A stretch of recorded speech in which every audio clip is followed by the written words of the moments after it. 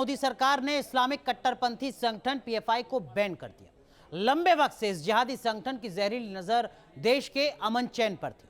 विदेशी फंडिंग और दुश्मनों के इशारे पर यह जिहादी गिरोह अपने काम पर लगा हुआ था। दर्जनों ऐसी घटनाएं हैं जिसमें इस संगठन के देश विरोधी इरादे जाहिर हुए थे। लेकिन हैरानी की बात यह कि भारत को इस्लामिक राष्ट्र बनाने के सपने देखने वाले पीएफआई पर बैन कुछ सियासी चेहरों को रास नहीं आ रहा।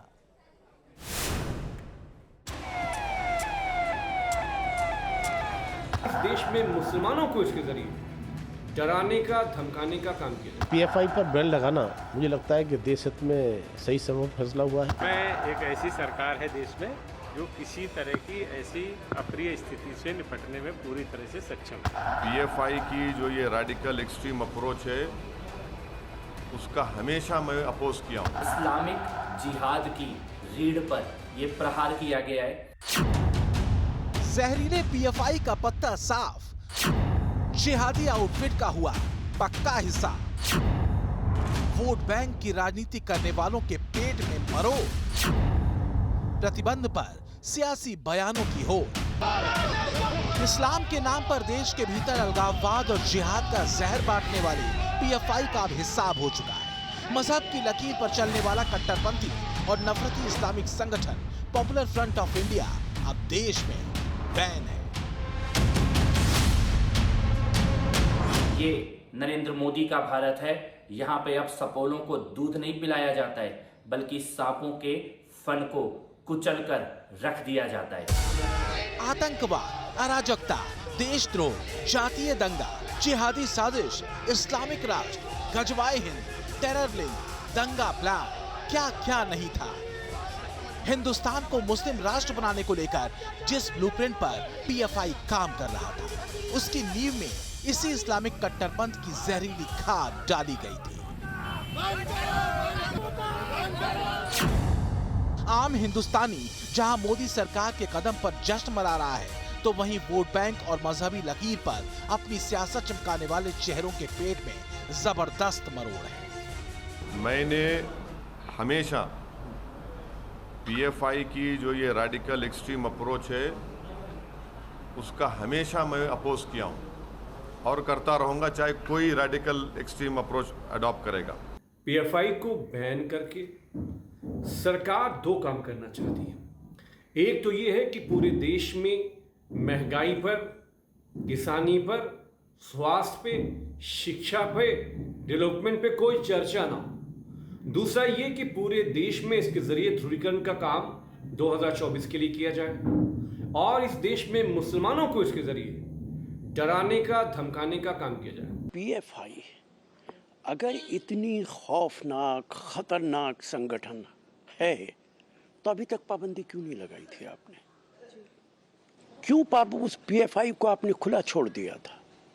और पीएफआई का कोई भी ऐसा वाकया हमारे सामने नहीं आया जिस पे सवाल या निशान लगाया जा सके। और लगा दो। लेकिन मजहब के अंधे और वोट बैंक के पैतरेबाजों की छाती पर ये तस्वीरें कई और सांप गिरा सकती हैं। तस्वीरें कानपुर की हैं, जहां मुस्लिम समाज ने पीएफआई पर बैन को लेकर जश्न मनाया।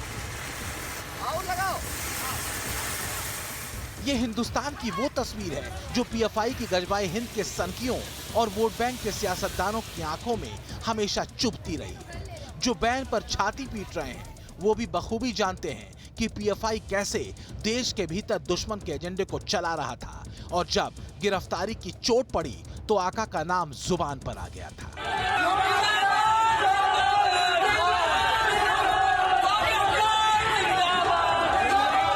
ये वो गद्दार हैं जिनके हिमायती बनकर वोट बैंक की पॉलिटिक्स करने वाले डेमोक्रेसी की दुहाइयां देते उल्टियां कर रहे हैं।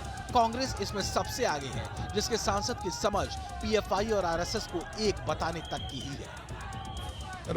Demanding RSS also ban. PFI is banning is not a remedy.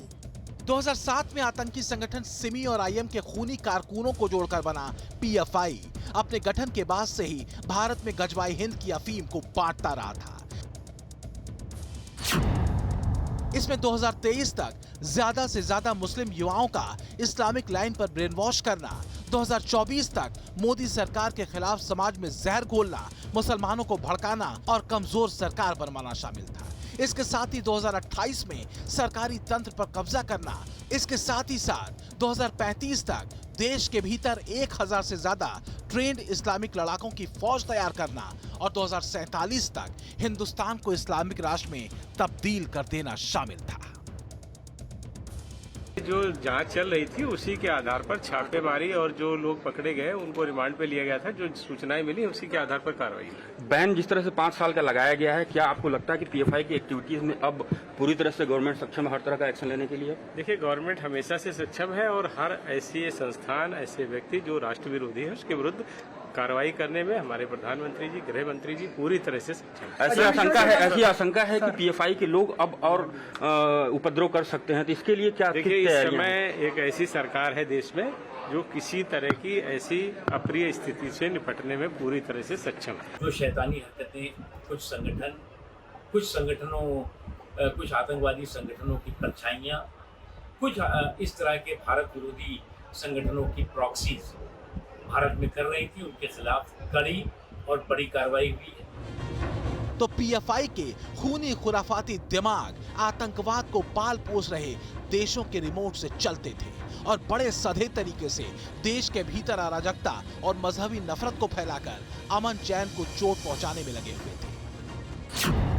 कभी सीए एनआरसी के विरोध के नाम पर, कभी दिल्ली में दंगा फैलाकर, कभी हाथरस कांड में जातीय हिंसा को हवा देकर, कभी ज्ञानवापी के मुद्दे पर मुसलमानों को भड़काकर और कभी नुपुर शर्मा विवाद जैसे मुद्दों पर। जाहिर है चोट देने की साजिश सीधे देश को थी और इस साजिश की नींव में था इस्लामिक जिहाद का जहर, जिसे आतंकवाद के तौर पर पूरी दुनिया जानती है।